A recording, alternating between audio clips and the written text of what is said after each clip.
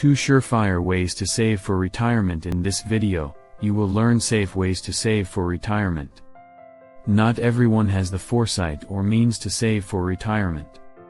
Additionally, even for those who diligently set aside funds for their golden years, success is not guaranteed due to the unpredictable nature of today's financial landscape. Therefore, in this video, I will discuss 2 of the safest ways to save for retirement. But before we begin, take a moment to like the video and subscribe if you are new. Now, let's dive in. The first thing you need to do is find a way to set aside money every time you think about saving for retirement. The first question that probably comes to mind is the amount of money you will need once you retire. Unfortunately, there is no universal answer to this question, as it depends on your expected expenses and desired lifestyle during those years. For example, if you own a fully paid-off home, you are free from housing payments such as rent or a mortgage during retirement, and therefore your financial needs might be considerably lower than if you still had these obligations. Your lifestyle preferences might also change. For example, you might want to join a country club with your retired colleagues, or perhaps you want to explore the world with your partner, or maybe you prefer a more relaxed countryside experience. The point is that whatever direction you choose, each has its pros and cons. Essentially, what I am trying to say is that your retirement needs are deeply personal and vary from person to person. Whatever you choose to do during your retirement, make sure you are financially prepared. A great way to prepare is to speak with a financial advisor. Unfortunately, one of the biggest mistakes people make is not seeking the wisdom of experts in these matters.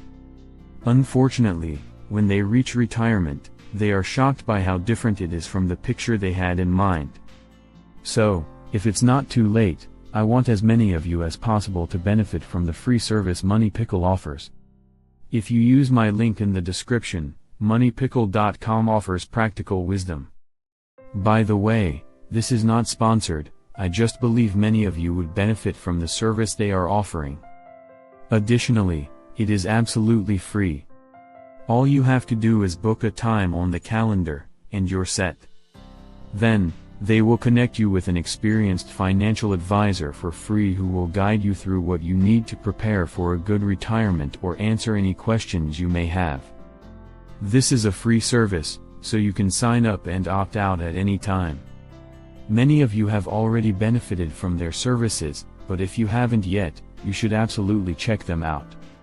One of the biggest problems with retirees is that they delay starting to save for retirement. Many people often assume there is plenty of time to do it later, but as most of us can attest, time catches up with us, and the things we should have done often don't get done. When we finally come to the realization that we should do something about it, it is often too little, too late. Another common problem is finding spare funds to save. Understandably, saving money can be very difficult, especially if you live on a limited budget.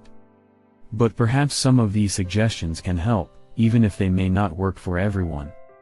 The first suggestion is to stop eating out.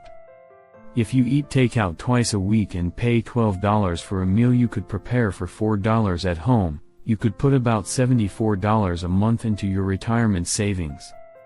If invested over 30 years at a 7% compound interest rate, that would be more than $83,000 that you would have missed out on.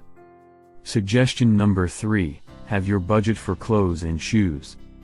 If you spend $1,000 a year on clothes and shoes, you can have that amount and put $500 a year, or $42 a month, into a retirement account. If you can do this for 30 years with an annual compound interest rate of 7%, that would translate into over $47,000 in your retirement account. Now, if you follow the 2 suggestions above, you would have saved over $130,000 for retirement. Let's go even further. Suggestion number 2, move to a smaller home. If you live in a large home, you could move to a smaller one and still be comfortable.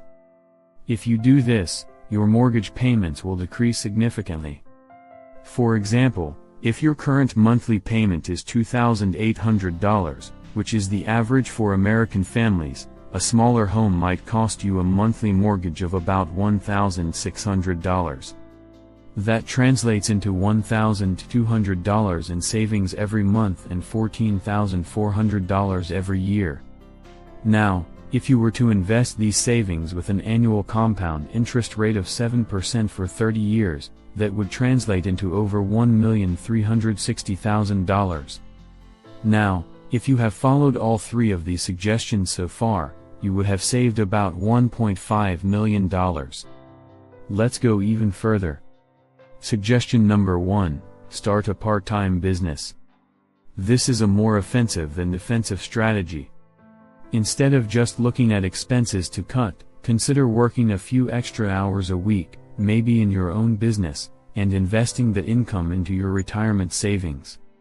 Say you can start a business that generates about $6,000 in profit a month, or $72,000 a year. Say you also save 20% of that profit, which is $14,400, and run the business for 15 years. So, $14,400 compounded annually at a 7% interest rate for 15 years will translate into over $361,000. Now, if you have followed all the suggestions above, that will add up to $1,851,000 of extra money you can spend on your retirement. Doesn't that sound like a good idea? Also, keep in mind that this is just by making some lifestyle changes. We haven't even added money from your 401k or other savings. If you add those up, the amount will be significantly higher. The only rule here is that you must start saving and investing early to truly benefit from compound interest. This brings us to the second point.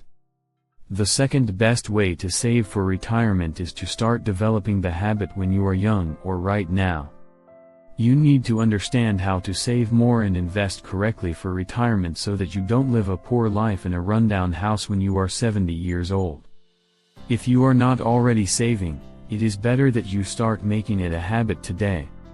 Additionally, if you are interested, I have collaborated with an expert to create a finance course that will teach you the basics you need to start saving, and I will teach you all about saving and investments. Here is a small clip from the savings module.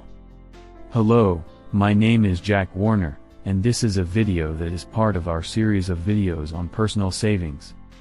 In this video, I will talk about some high-yield savings accounts and how we can start generating wealth with these accounts and what kind of funds we can use to put into these accounts.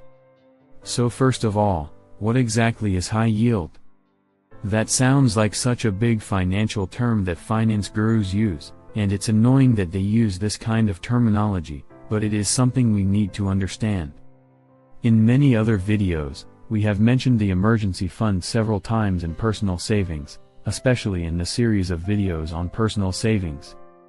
In this video, I will explain what an emergency fund is, how we can fund it, where we should put it, how we should spend it, and why we should have it. So, what is an emergency fund?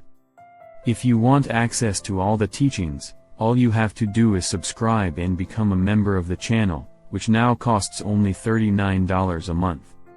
If you start saving $100 a month when you are 25 years old for 40 years and invest that money in an index fund, say the S&P 500, at a 10% annual compound interest rate, in the next 40 years, that money will have grown to over $531,000. Now, if however, you started saving $100 at 35 years old for 30 years, assuming everything else was the same, it would amount to just over $197,000. As you can see, the difference was only 10 years, yet the final total amount is more than double. This simple example is telling you that time is your biggest and greatest advantage, so use it. That said, regardless of how old you are, you can still save some money for retirement thanks to some provisions that most governments now provide. These provisions allow you to save more money in a retirement account when you are 50 years old or older compared to when you were younger. Additionally, you might be able to use the equity you have built up in your home to finance part of your retirement. For example, If you live in the United States and are 50 years old or older, you can contribute more tax-free income per year than your younger colleagues.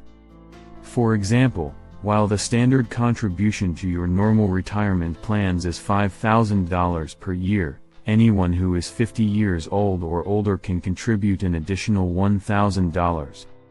Similarly, your company's retirement plan most likely has similar provisions that allow you to contribute more than younger workers. This arrangement is called a catch-up provision and is specifically designed for people who started saving for retirement later in life. If you haven't made many provisions for retirement and can't find the money to do so, you might be able to use the value of your home for retirement. Assuming you are 45 years old and have 15 years left to pay off the house that is now worth $240,000 and will probably be worth over $450,000 when you turn 60, rather than staying in the house during retirement, you can sell it and move to a smaller house that costs much less. If you can sell your house for $450,000 and buy a smaller one for $300,000 or $350,000, you will have $100,000 to $150,000 to add to your retirement account. Alternatively, you can stay in the house and get a reverse mortgage as soon as you need income, for example, when you turn 65. Here's how the reverse mortgage works. A bank essentially buys the house back from you, except that you continue to own it and live in it. In the United States, for this to work, you must be at least 62 years old and be the full owner of the house. The bank then sends you monthly payments or a lump sum. We would like to know about your experience regarding the topic covered today.